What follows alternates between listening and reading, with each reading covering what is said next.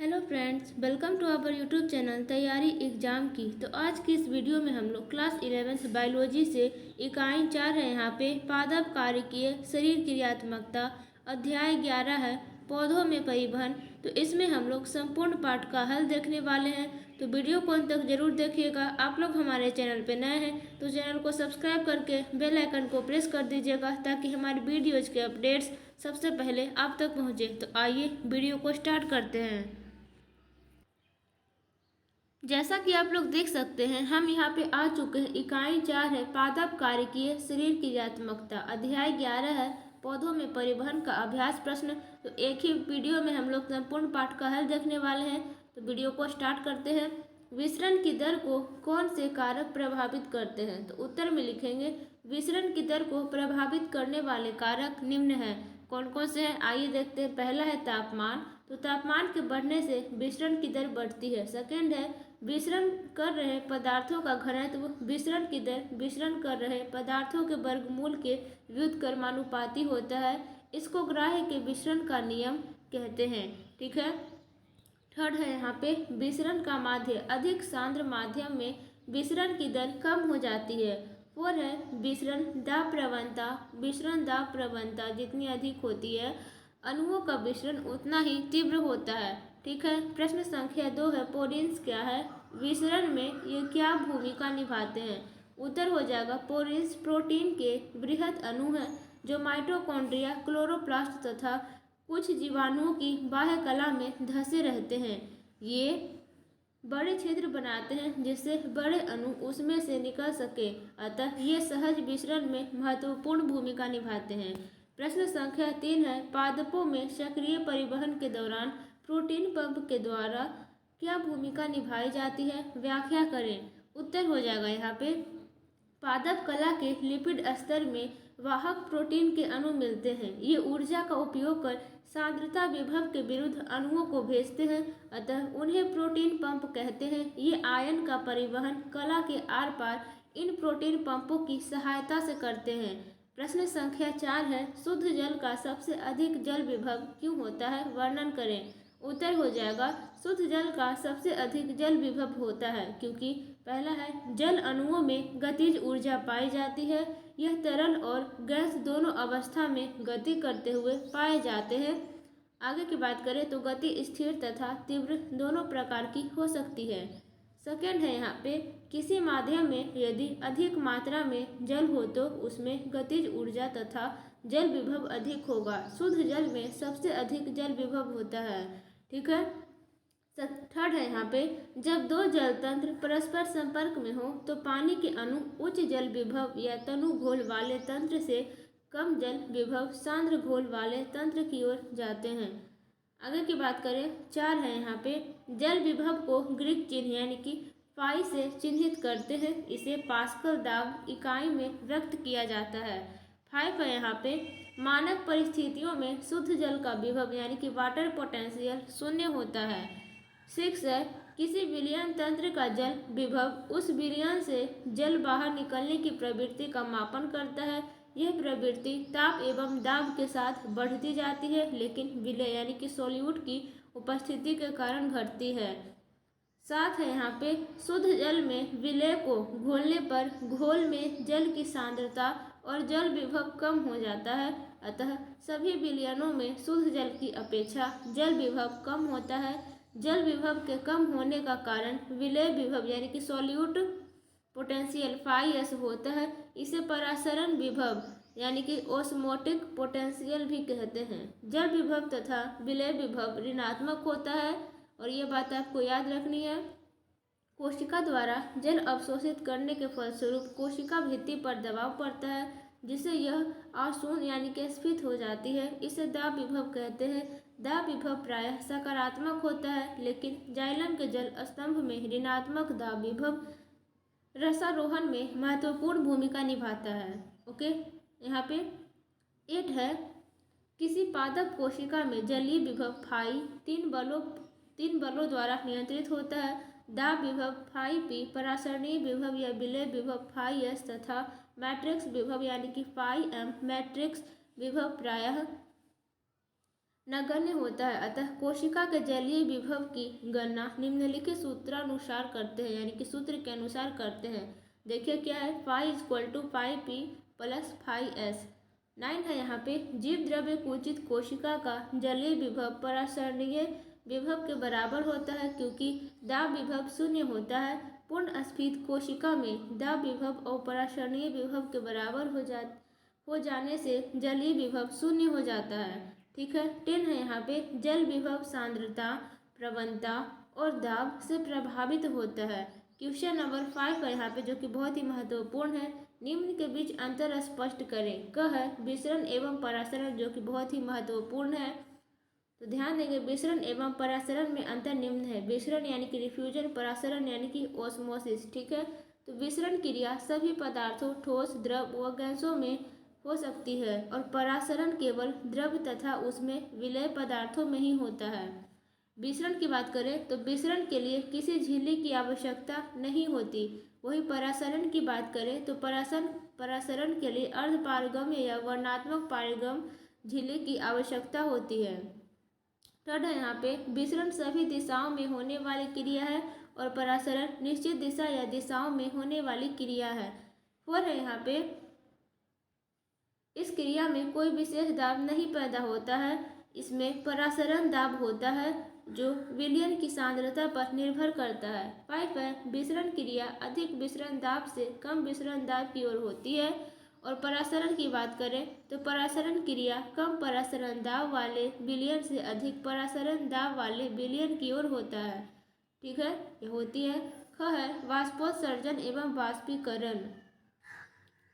तो हम लोग बात कर रहे थे वाष्पोत्सर्जन एवं वाष्पीकरण में अंतर निम्न है।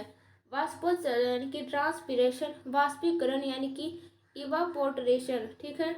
तो आइए देखते हैं। पादप शरीर के वायवीय भागों से होने वाली इस क्रिया में वाष्पन के साथ साथ जलवाष्प का विसरण होता है। और बात करें वाष्पीकरण, तो जल की किसी भी सतह से जल का वाष्प रूप में परिणत होते रहना वाष्पन क्रिया है। यह एक सामान्य क्रिया है। ठीक है।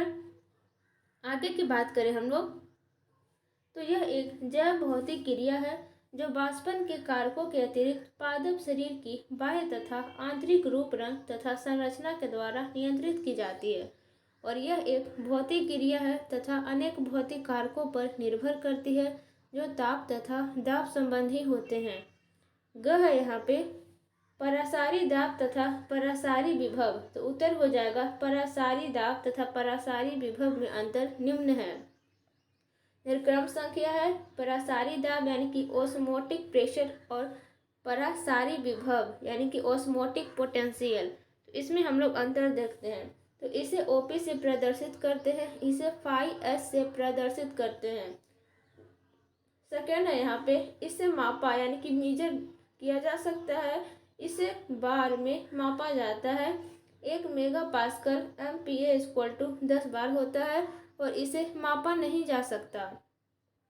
थर्ड है, यह धनात्मक यानी कि पॉजिटिव होता है, यह ऋणात्मक यानी कि निगेटिव होता है। फोर है, यह परासारी विभव के बराबर और विपरीत होता है और यह संख्यात्मक आधार पर परासरण दाब परासारी विभव के बराबर होता है, लेकिन इसका संकेत विपरीत होता है। 5 है यहाँ पे, अर्धपारगम्य झिल्ली द्वारा जब घोल को शुद्ध जल से पृथक करते हैं तो घोल द्वारा उत्पन्न दाब को परासारी दाब कहते हैं। और इधर बात करें तो सभी विलयनों में शुद्ध जल की अपेक्षा जल विभव निम्न होता है। निम्नता का कारण विलय के द्रवीकरण के कारण होता है, इसे विलय विभव कहते हैं। आइए अब घ की ओर चलते हैं, विसरण एवं अंतः शोषण में अंतर। तो आइए हम लोग देखते हैं। उत्तर हो जाएगा विसरण एवं अंतः शोषण में अंतर निम्न है। क्रम संख्या, विसरण यानी कि डिफ्यूजन, अंतः शोषण यानी कि इन्विटेशन। ठीक है। तो बात करें यहाँ पे, फर्स्ट है, यह ठोस, तरल एवं गैस के अणुओं में होने वाली क्रिया है। यह जीवित तथा मृत कोशिकाओं में होने वाली क्रिया है। सेकेंड है यहाँ पे, इस क्रिया में गैस, तरल और ठोस तरल माध्यम में के अणु या आयंस अधिक सांद्रता वाले स्थान से कम सांद्रता वाले स्थान की ओर गति करते हैं। इसमें सामान्य सतह से जलवाष्प या जल का अवशोषण जल विभव प्रवणता के कारण होता है। यहाँ पे इसमें अणुओं या आयंस के मध्य आकर्षण आवश्यक नहीं होता। इसमें अवशोषक यानी कि इम्बिटेंट तथा माध्यम के अणुओं के मध्य आकर्षण होना आवश्यक है। ठीक है, अब बात करते हैं च भी है यहाँ पे। पादपों में पानी के अवशोषण का एपोप्लास्ट और सिम्प्लास्ट पथ। तो इसका उत्तर हो जाएगा पादपों में पानी के अवशोषण का एपोप्लास्ट और सिम्प्लास्ट पथ में अंतर निम्न है। तो उत्तर हो जाएगा क्रम संख्या, तो एपोप्लास्ट पथ यानी कि एपोप्लास्ट पथवे और सिम्प्लास्ट पथ यानी कि सिम्प्लास्ट पथवे। ठीक है, तो यह निकटवर्ती कोशिका भित्ति का तंत्र है। यह अंतःत्वचा की कैस्पोरियन पट्टियों को छोड़कर पूरे पौधों में पाया जाता है। यह संबंधित जीव द्रव्य का तंत्र है। समीपवर्ती कोशिकाएं कोशिका द्रव्य तंतुओं से जुड़ी रहती है। सेकंड है जल का एपोप्लास्ट परिवहन केवल अंतर कोशिकीय अवकाशों और कोशिकाओं की भित्ति में होता है।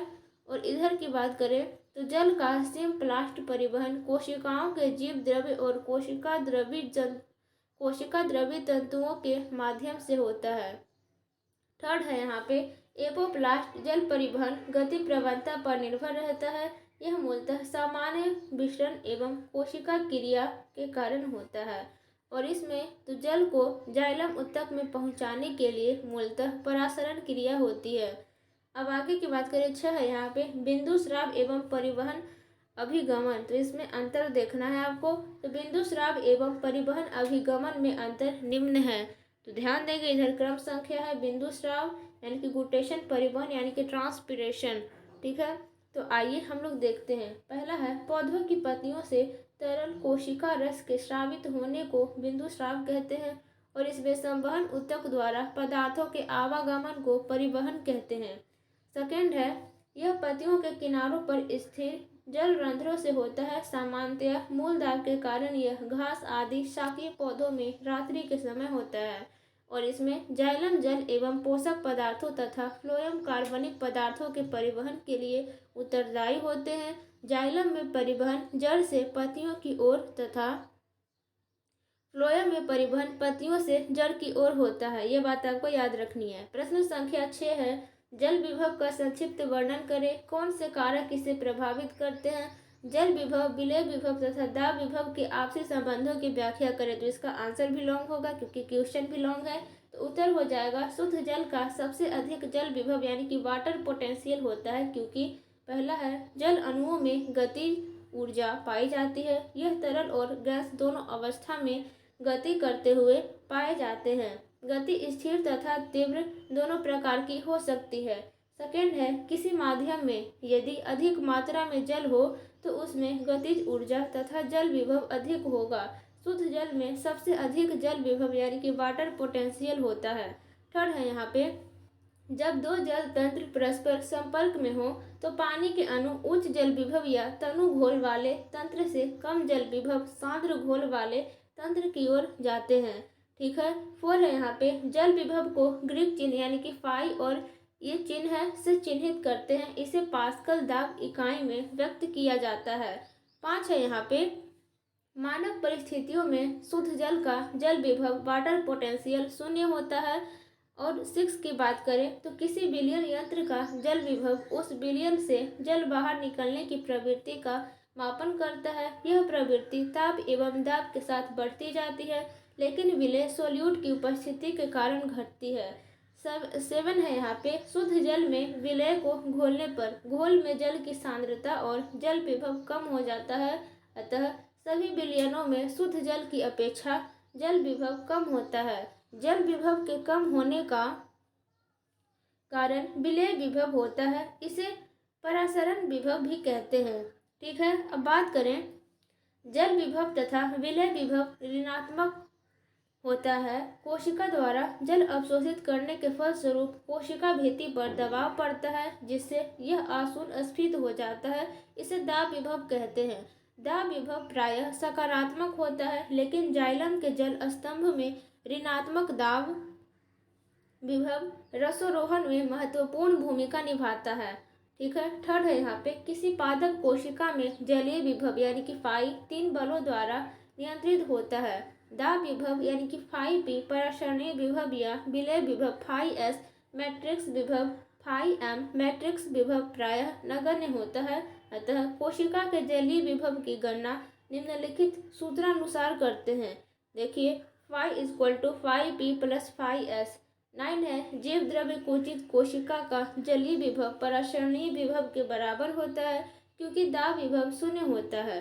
पूर्ण स्फीत कोशिका में दाब विभव और परासरणीय विभव के बराबर हो जाने से जलीय विभव शून्य हो जाता है। ठीक है। 10 है यहाँ पे जल विभव सांद्रता, प्रवणता और दाब से प्रभावित होता है। प्रश्न संख्या 7 आता है तब क्या होता है जब शुद्ध जल या विलयन पर पर्यावरण के दाब की अपेक्षा अधिक दाब लागू किया जाता है। तो उत्तर हो जाएगा यहाँ पे जब शुद्ध जल या विलयन पर पर्यावरण के दाब की अपेक्षा अधिक दाब लागू किया जाता है तो इसका जल विभव बढ़ जाता है। जब पौधों या कोशिका में जल विसरण द्वारा प्रवेश करता है तो कोशिका आशून्य हो जाती है। इसके फलस्वरूप दाब विभव बढ़ जाता है। दाब विभव अधिकतर सकारात्मक होता है। इसे phi p से प्रदर्शित करते हैं। जल विभव घुलित तथा दाब विभव से प्रभावित होता है। ठीक है। अब देखिए यहाँ पे क्वेश्चन नंबर 8 है क है रेखांकित चित्र की सहायता से पौधों जीव द्रव्य कुंचन की विधि का वर्णन उदाहरण देकर करें। तो उत्तर हो जाएगा यहाँ पे रिक्तिका में पादप कोशिका को अति परासारी विलयन में रख देने पर कोशिका रस कोशिका से बाहर आने लगता है। यह क्रिया बहिःपरासरण के कारण होती है। इसके फलस्वरूप जीव द्रव्य सिकुड़ कर कोशिका में एक ओर एकत्र हो जाता है। इस अवस्था में कोशिका पूर्ण स्लथ हो जाती है। इस क्रिया को जीव द्रव्य कुंचन कहते हैं। जीव द्रव्य कुंचित कोशिका की कोशिका भित्ति और जीव द्रव्य के मध्य अति परासारी विलयन एकत्र हो जाता है, लेकिन यह विलयन कोशिका रिक्तिका में नहीं पहुंचता। इससे यह स्पष्ट होता है कि कोशिका भित्ति पारगम्य होती है और रिक्तिका कला अर्ध पारगम्य होती है। यहाँ पे आप लोग चित्र देख सकते हैं। अ है, ब है, स है। चित्र भी बनाने के लिए कहा था। देखिए हम यहाँ पे बना चुके हैं। आपको हम यहाँ पे पिक्चर शो कर देंगे। ठीक है। एनसीईआरटी बुक से यहाँ से आपको देख के बना लेना है और बना सकते हैं। देखिए ये है जीव द्रव्य कुंचन, ये है फ्लैसिड यानी कि ढीला पादप कोशिका। ठीक है। और ये है टर्गिड स्फीत यानी कि जीव द्रव्य कुंचन। आप लोग फिर से एक बार देख सकते हैं। आप लोग भी ऐसा चित्र बना लीजिएगा क्योंकि चित्र बहुत ही महत्वपूर्ण रखता है। अगर आप लोग बायोलॉजी लिए हैं तो यहाँ पे जीव द्रव्य कुंचित कोशिका को आसूत जल या अल्प परासारी विलयन में रखा जाए तो कोशिका पुनः अपनी पूर्व स्थिति में आ जाती है। इस प्रक्रिया को जीव द्रव्य विकुंचन कहते हैं। ठीक है। कोशिका को समपरासारी विलयन में रखने पर कोशिका में कोई परिवर्तन नहीं होता। जितने जल अणु कोशिका से बाहर निकलते हैं उतने जल अणु कोशिका में प्रवेश कर जाते हैं। ठीक है। वीडियो थोड़ा जल्दी में बना रहे हैं क्योंकि धीरे धीरे बताएंगे तो बहुत लंबा हो जाएगा। ठीक है। ख है यदि पौधे की कोशिका को उच्च जल विभव वाले विलयन में रखा जाए तो क्या होगा। तो उत्तर हो जाएगा यहाँ पे अल्प परासारी विलयन कोशिका रस या कोशिका द्रव्य की अपेक्षा तनु यानी कि डिल्यूट होता है तो इसका जल विभव अधिक होता है। अतः पादप कोशिका को अल्प परासारी विलयन में रखने पर अंतः परासरण की क्रिया होती है। इस क्रिया के फलस्वरूप अतिरिक्त जल कोशिका में पहुंचकर स्फीति दाब उत्पन्न करता है। ठीक है। बात करें आगे की तो स्फीति दाब भित्ति दाब के बराबर होता है। स्फीति दाब को दाब विभव भी कहते हैं। कोशिका भित्ति की दृढ़ता एवं स्फीति दाब के कारण कोशिका भित्ति क्षतिग्रस्त नहीं होती।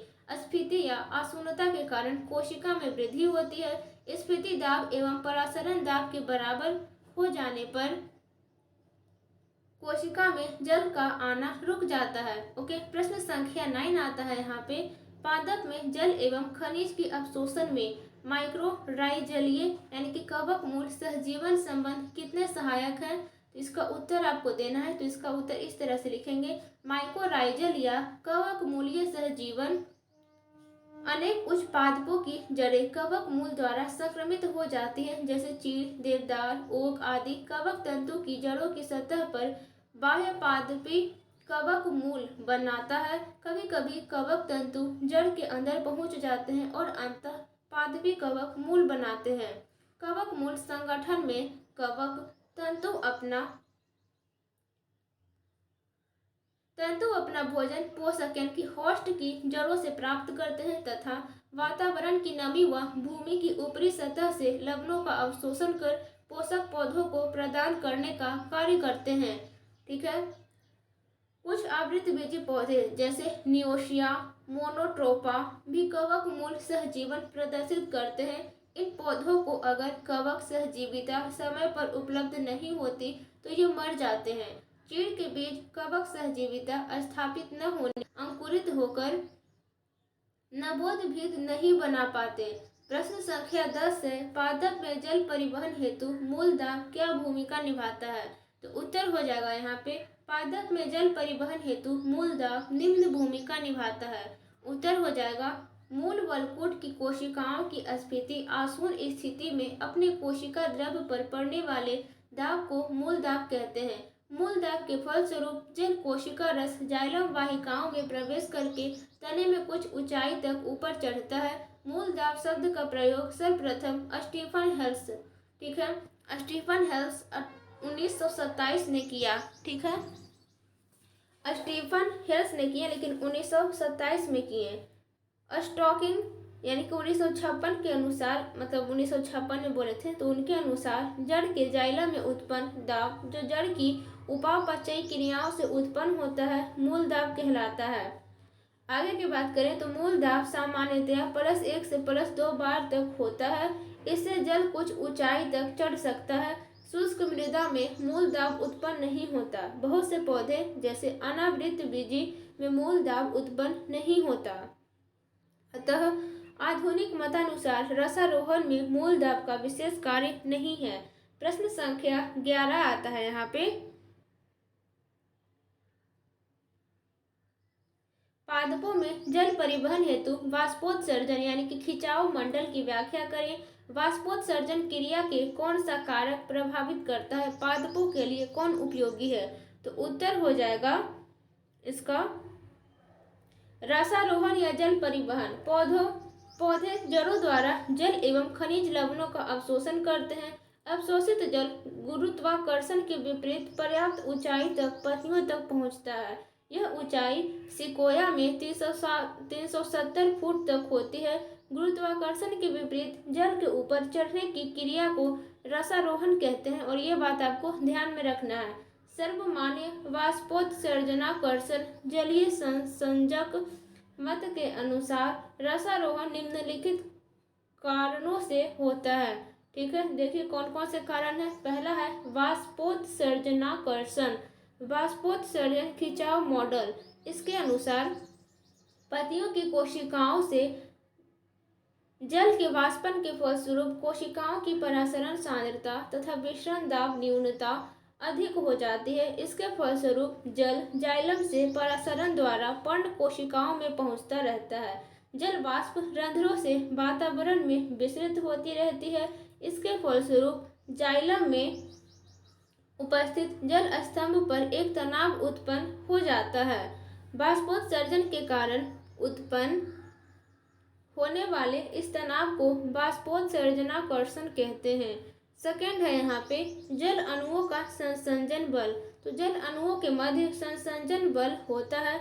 इसी संसंजन बल के कारण जल स्तंभ 400 वायुमंडलीय दाब पर भी खंडित नहीं होता और इसकी निरंतरता बनी रहती है। संसंजन बल के कारण जल 1500 मीटर ऊंचाई तक चढ़ सकता है। ठीक है, यहाँ पे 3 है जल तथा जाइलम भित्ति के मध्य आसंजन। जाइलम ऊतक की कोशिकाओं और जल अणुओं के मध्य आसंजन का आकर्षण होता है। यह आसंजन जल स्तंभ को सहारा प्रदान करता है। वाष्पोत्सर्जन के कारण उत्पन्न तनाव जल स्तंभ को ऊपर खींचता है। आगे की बात करें तो वाष्पोत्सर्जन को प्रभावित करने वाले कारक। पौधों में वाष्पोत्सर्जन को प्रभावित करने वाले कारकों को 2 समूहों में बांट सकते हैं। एक अ है जिसे बाह्य कारक कहते हैं और ब है आंतरिक कारक। तो दोनों के बारे में हम लोग बातें करते हैं। अ है बाह्य कारक, वायुमंडल की अपेक्षा आर्द्रता। वायुमंडल की आपेक्षिक आर्द्रता कम होने पर वाष्पोत्सर्जन अधिक होता है। आपेक्षिक आर्द्रता अधिक होने पर वाष्पोत्सर्जन की दर कम हो जाती है।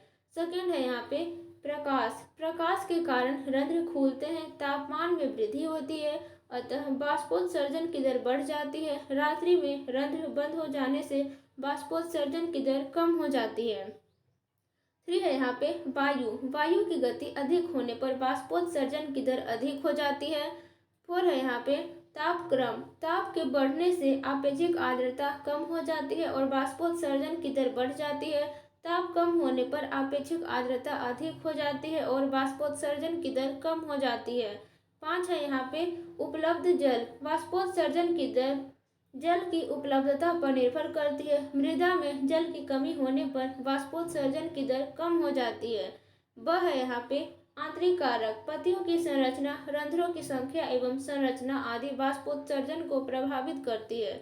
अब बात करें वाष्पोत्सर्जन की उपयोगिता। फर्स्ट है पौधों में अवशोषण एवं परिवहन के लिए वाष्पोत्सर्जन खिंचाव उत्पन्न करता है। सेकेंड है मृदा से प्राप्त खनिजों के पौधों के सभी अंगों यानी कि भागों तक परिवहन में सहायता करता है।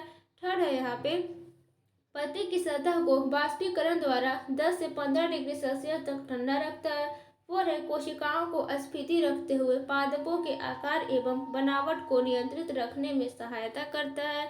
12 है यहाँ पे पादपों में जाइलम रसारोहण के लिए जिम्मेदार कारकों की व्याख्या करें। तो उत्तर हो जाएगा गुरुत्वाकर्षण के विपरीत मूल रोम से पत्तियों तक कोशिका रस यानी कि सेल सेप के ऊपर चढ़ने की क्रिया को रसारोहण कहते हैं। रसारोहण मुख्य रूप से बाष्पोत्सर्जनाकर्षण के कारण होता है। यह निम्नलिखित कारकों से प्रभावित होता है। आइए हम लोग जानते हैं कौन कौन से कारक है। पहला है संसंजन, जल के अणुओं के मध्य आकर्षण। दूसरा है आसंजन यानी कि जल अणुओं का ध्रुवीय सतह जैसे जाइलम ऊतक से आकर्षण। 3 है पृष्ठ तनाव यानी कि जल अणुओं की द्रव अवस्था में गैसीय अवस्था। जल की उपयुक्त विशिष्टताएं जल को उच्च तन्य सामर्थ्य प्रदान करती है। वाहिकाएं एवं वाहिनिकाएं कोशिका के समान लघु व्यास वाली कोशिकाएं होती है। प्रश्न संख्या 13 है पादपों में खनिजों के अवशोषण के दौरान अंतःत्वचा की आवश्यक भूमिका क्या होती है। उत्तर हो जाएगा यहाँ पे जड़ों की अंतःत्वचा कोशिका की कोशिका कला पर अनेक वाहक प्रोटीन्स पाई जाती है। ये प्रोटीन्स जड़ों द्वारा अवशोषित किए जाने वाले घुलितों की मात्रा और प्रकार को नियंत्रित करने वाले बिंदुओं की भांति कार्य करती है। अंतःत्वचा की सुबेरिनियम कैस्पेरी पट्टियों द्वारा खनिज या घुलित पदार्थों के आयंस या अणुओं का परिवहन एक ही दिशा में होता है। अंतःत्वचा खनिजों की मात्रा और प्रकार को जाइलम तक पहुंचाने में नियंत्रित करती है। जड़ तथा खनिजों की गति मूल त्वचा से अंतःत्वचा या सिम्प्लास्टिक होती है। ठीक है। प्रश्न संख्या 14 है यहाँ पे जाइलम परिवहन एक दिशीय तथा फ्लोएम परिवहन द्विदिशीय होता है, व्याख्या करें। तो उत्तर हो जाएगा यहाँ पे जाइलम परिवहन पौधे अपने लिए आवश्यक जल एवं खनिज पोषक मृदा से प्राप्त करते हैं। ये सक्रिय या निष्क्रिय अवशोषण या सम्मिश्रित प्रक्रिया द्वारा अवशोषित होकर जाइलम तक पहुँचते हैं। ठीक है। जाइलम द्वारा जल एवं पोषक तत्वों का परिवहन एक दिशीय होता है। ये पौधों के वृद्धि क्षेत्र की ओर विसरण द्वारा पहुंचते हैं। आगे की बात करें तो फ्लोएम परिवहन, फ्लोएम द्वारा सामान्यतया कार्बनिक भोज्य पदार्थों का परिवहन होता है। ठीक है। कार्बनिक पदार्थों का संश्लेषण पत्तियों द्वारा होता है। पत्तियों में निर्मित भोज्य पदार्थों का पौधे के संचय अंगों यानी कि कुंड शिख तक परिवहन होता है, लेकिन यह स्रोत पत्तियां और कुंड संचय अंग अपनी भूमिकाएं मौसम और आवश्यकता अनुसार बदलते रहते हैं। जैसे जड़ों में संचित अघुलनशील भोज्य पदार्थ बसंत ऋतु के प्रारंभ में घुलनशील शर्करा में बदलकर वर्धि और पुष्प कलिकाओं तक पहुंचने लगता है। इससे स्पष्ट है कि संश्लेषण स्रोत और संचय स्थल कुंड यानी कि शिख का संबंध बदलता रहता है। अतः फ्लोएम में घुलनशील शर्करा का परिवहन द्विदिशीय या बहुदिशीय होता है। ठीक है। प्रश्न संख्या 15 है पादपों में शर्करा के स्थानांतरण के दाब प्रवाह परिकल्पना की व्याख्या कीजिए। तो उत्तर हो जाएगा इसका शर्करा के स्थानांतरण की दाब प्रवाह परिकल्पना खाद्य पदार्थों यानी कि शर्करा के वितरण की सर्वमान्य क्रिया विधि दाब प्रवाह परिकल्पना है। पत्तियों में संश्लेषित ग्लूकोज सुक्रोज में बदलकर फ्लोएम की चालनी नलिकाओं और सहचर कोशिकाओं द्वारा पौधों के संचय अंगों में स्थानांतरित होता है। ठीक है, बात करें आगे तो पत्तियों में निरंतर भोजन निर्माण होता रहता है। फ्लोएम ऊतक की चालनी नलिकाओं में जीव द्रव्य के प्रवाहित होते रहने के कारण उसमें घुलित भोज्य पदार्थों के अणु भी प्रवाहित होते रहते हैं। यह स्थानांतरण अधिक सांद्रता वाले स्थान से कम सांद्रता वाले स्थान की ओर होता है। ठीक है, पत्तियों की कोशिकाओं में निरंतर भोज्य पदार्थों का निर्माण होता रहता है, इसलिए पत्ती की कोशिकाओं में प्रसरण दाब अधिक रहता है। जड़ों तथा अन्य संचय भागों भोज्य पदार्थों के अघुलनशील पदार्थों में बदल जाने या प्रयोग कर लिए जाने के कारण इन कोशिकाओं का प्रसरण दाब कम बना रहता है। आगे की बात करें तो भोज्य पदार्थों के परिवहन हेतु जल जाइलम ऊतक से प्राप्त होता है। संचय अंगों में मुक्त जल जाइलम ऊतक में वाष्प पहुंच जाता है। इस प्रकार फ्लोएम द्वारा सुगमतापूर्वक कार्बनिक भोज्य पदार्थों का संवहन होता रहता है। प्रश्न संख्या 16 है यहाँ पे, वाष्पोत्सर्जन के दौरान रक्षक द्वार कोशिका खुलने एवं बंद होने के क्या कारण है? उत्तर हो जाएगा यहाँ पे, पौधे के वायवीय भागों से होने वाली जल हानि को वाष्पोत्सर्जन कहते हैं। यह सामान्यतः रंध्र द्वारा होता है। उपचर यहाँ पे है उपचर्म तथा वातार रंध्र इसमें सहायक होते हैं। रंध्र रक्षक द्वार कोशिकाओं से घिरा सूक्ष्म छिद्र होता है। आगे की बात करें हम लोग तो रक्षक द्वार कोशिकाएं सेम के बीज या वृक्क के आकार की होती है। ये चारों ओर से बाह्य त्वचीय कोशिकाओं अथवा सहायक कोशिकाओं से घिरी रहती है। रक्षक द्वार कोशिका में केंद्रक तथा हरित लवक में पाए जाते हैं। रक्षक द्वार कोशिका की भीतरी सतह यानी कि मोटी भित्ति वाली तथा बाह्य सतह पतली भित्ति वाली होती है। आगे की बात करें, रंध्र का खुलना या बंद होना रक्षक द्वार यानी कि कोशिका की स्फीति पर निर्भर करता है। जब रक्षक कोशिकाएं स्फीति होती है तो रंध्र खुला रहता है और जब ये स्लथ होती है तो रंध्र बंद हो जाते हैं। रंध्र के खुलने में रक्षक कोशिका की भित्तियों में उपस्थित माइक्रोफाइब्रिल सहायता करते हैं। ये अरीय क्रम में व्यवस्थित रहते हैं। सामान्यतः रंध्र दिन के समय खुले रहते हैं और रात्रि के समय बंद हो जाते हैं, और यह बात आपको ध्यान में रखनी है। आई होप आपको वीडियो अच्छा लगा होगा तो लाइक सब्सक्राइब एंड शेयर जरूर कीजिएगा। अगर टेलीग्राम चैनल तैयारी एग्जाम की 11th ग्रुप सर्च कीजिएगा, वहाँ आप लोग ज्वाइन कर लीजिएगा। इसका PDF नोट्स आपको मिल जाएगा और वीडियो लिंक भी मिल जाएगा। मिलते हैं अगले वीडियो में। Thank you so much.